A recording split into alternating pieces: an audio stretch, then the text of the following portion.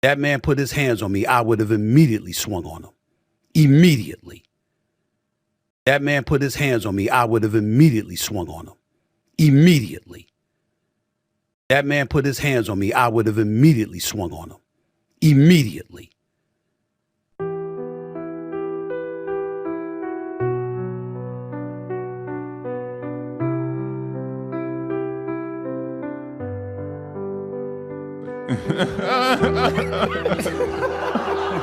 That's a brilliant idea. You must be a damn genius. You must have an IQ of 160. Oh my goodness, man. Where do we even begin? I told y'all the embarrassment that this man suffered at the hands of being confronted by LeBron was just beyond measure. I told y'all that this guy is doing way too much, doing all these interviews. We done seen Stephen A on Cameron show and all this other type of stuff, man. This thing really hurt his heart.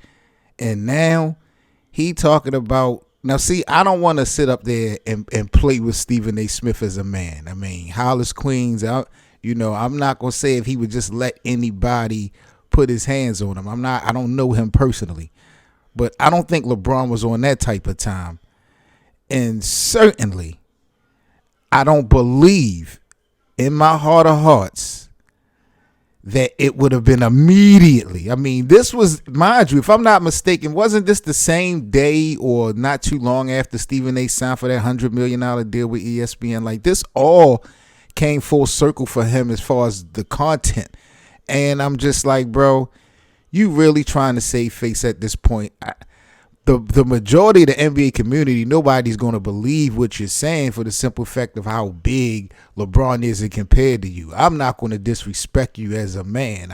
You know what I mean? I understand the smallest guys are firecrackers. And again, I've never seen nobody physically play with you before. I've never heard no stories about anybody playing with Stephen A. Smith. So I'm not going to make it seem like if someone would put their hands on him, even LeBron, that Stephen A. wouldn't defend himself. The way he's playing it and how he's dragging this story, it just makes it look like you really reaching. So it's just like the advice that Shannon Sharp gave you, you definitely need to probably just chill and give it a rest. No one really wants to hear anything you got to say. We all saw it in real time in 4K. That embarrassment was real. And for you to now sit up there and talk about what you would have did and this, that, and the third, man was in your face. And again, I don't believe LeBron was on that type of time. You see how LeBron get petty. LeBron went on Pat McAfee show and did an exclusive interview and took it there. He had a couple names he checked off on that list, direct and indirect. But, this is a fight that I think when we talk about the content, Stephen A. will always have a leg in because he's in the media. But the reality of it is, man, the basketball community, the sports community, ain't nobody jacking this, bro. Ain't nobody jacking this. I want to see how much longer he can kind of stretch this out. This is crazy. But, man, I'm just tripping off of him saying that, what he would have did to a LeBron James immediately. He said he would crash out, risk it all. I ain't mad at you, Stephen A. You a man. I ain't going to play with you like that.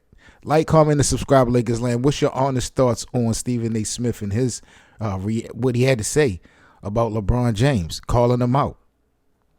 Peace.